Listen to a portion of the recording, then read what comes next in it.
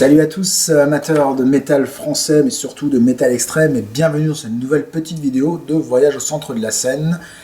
Une vidéo qui va s'intéresser au nouvel album de Destinity, In Continuum, que j'ai reçu il n'y a pas longtemps et dont j'avais vraiment envie de vous parler.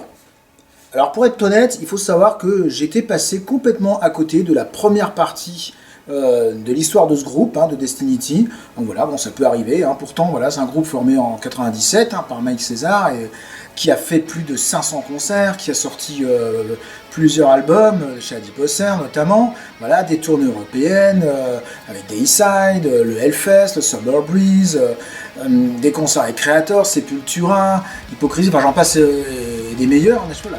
Voilà, j'étais passé totalement à côté de ce groupe, pour des raisons inconnues, et c'est une petite occasion de me rattraper justement ce jour. Alors en fait, si je me suis vraiment intéressé à ce groupe, c'est la présence de Mike César, donc le chanteur, que je connaissais surtout en tant que chanteur de No Return. Donc je l'avais rencontré pour la première fois en 2014, lors du concert à la Souris Verte de No Return, pour la partie de Loud Blast et également Merciless and Uncorten.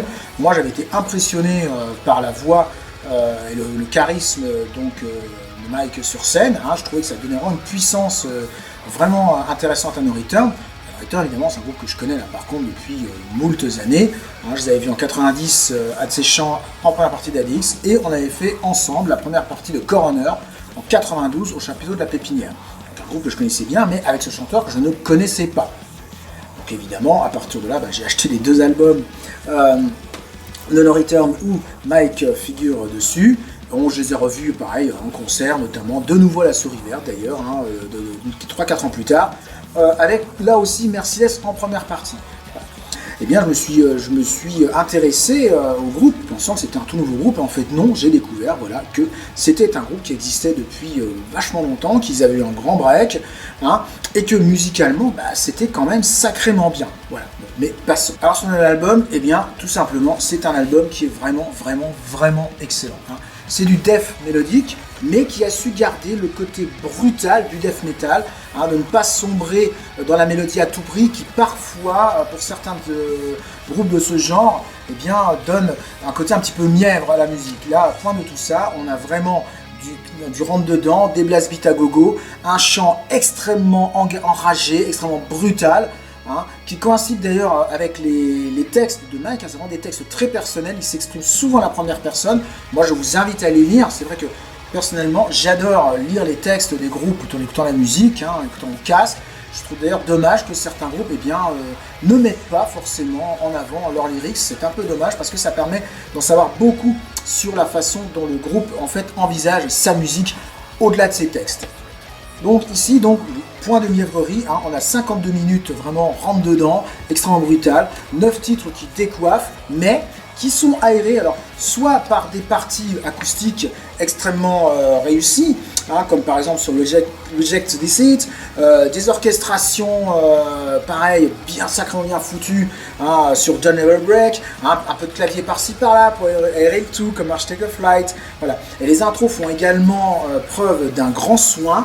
Moi j'adore particulièrement celle de Lucid Strain ou le dernier morceau Salvation qui dure près d'une minute et qui est un véritable chef-d'œuvre.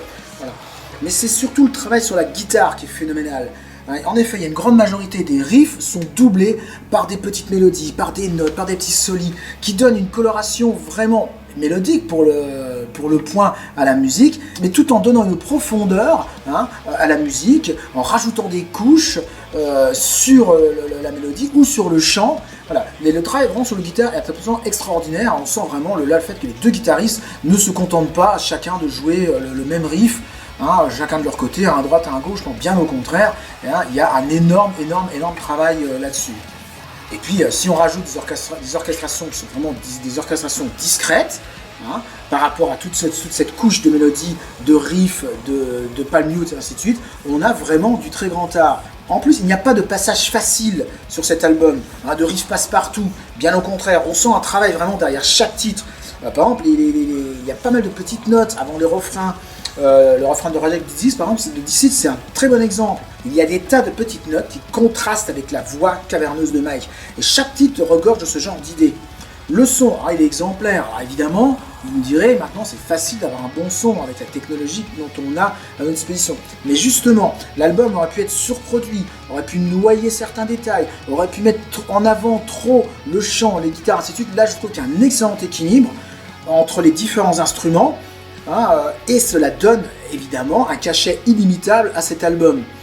Un bon son, des bons morceaux, un chant qui est particulièrement bien mis en avant et qui répond vraiment aux normes du death metal, des orchestrations extraordinaires, un travail sur la composition là aussi vraiment bien fichu. Il faut plusieurs écoutes pour bien appréhender cet album. C'est pas un album qui se découvre facilement. Enfin, il est à noter que Destiny a décidé de sortir cet album sur sa propre structure, ce qui est un gage là aussi d'investissement du groupe. Je le sais, pour être passé par l'autoproduction il y a 30 ans, à une époque où c'était quand même beaucoup plus compliqué de produire son album, d'aller le faire presser, ainsi de suite, c'est un travail qui demande beaucoup de temps. Et bien, Destiny a accepté de faire ce travail, de ne pas se contenter d'un label, d'être totalement indépendant de leur bon vouloir. Voilà, c'est-à-dire que si le groupe fonctionne, eh bien c'est parce que le groupe l'aura voulu et se sera donné les moyens pour le faire. Et là, franchement, on peut dire chapeau bas. Mais bon, venant de Mike, ça ne m'étonne absolument pas du tout. C'est quelqu'un qui est investi à fond dans ce qu'il fait, et qui fait un énorme travail, et c'est déjà le cas dans No Return. Voilà. Alors évidemment, maintenant, il faut voir l'album sur scène, il faut que le groupe le vende sur scène. Bon, les concerts reprenant, ça va arriver assez rapidement. Mais bon, ayant vu quelques vidéos live justement de Destiny, l'ancienne mouture et même la nouvelle, eh bien, je ne me fais pas trop d'inquiétude là-dessus. Si vous ne connaissez pas le groupe, si vous ne connaissez pas l'album, eh bien, faites comme moi, rattrapez le temps perdu, achetez-le, commandez-le directement au groupe. Alors, ils sont quand même distribués par Season of Mist, ce qui montre quand même quelque part la qualité du groupe, et surtout, n'hésitez pas à me dire ce que vous pensez de cet album, comment vous le voyez, comment vous le percevez, parce que comme moi, vous trouvez que c'est vraiment la parfaite alliance entre d'un côté un hard rock mélodique et de l'autre côté un death metal extrêmement brutal, et puis surtout, je le redis, c'est en soutenant des groupes de manière physique, en achetant ce qu'ils font, leur album, leur CD, leur vinyle, parce qu'il existe également en vinyle, ce disque, les t-shirts, les mugs, les slips, tout ce que vous voulez. C'est comme ça qu'on soutient les groupes. Pas en allant écouter d'une oreille discrète sur Spotify, sachant qu'au bout du compte, il faut quand même un sacré paquet de vues pour que le groupe s'y retrouve et gagne quelques deniers.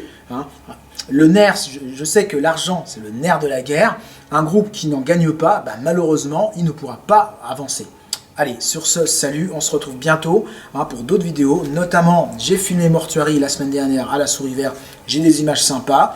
Je suis toujours en train de monter la vidéo sur, alors je peux le dire maintenant, sur Penetrator, qui devrait sortir en décembre. Et puis, j'ai également sous le coude une nouvelle vidéo de Poseur. Là, je me suis acheté un superbe pull, vous allez voir, vous ne serez pas déçus du voyage. Et j'ai envie de vous montrer tout ce que j'ai récupéré cette année en termes de vinyle ou de CD. Allez, salut les gars!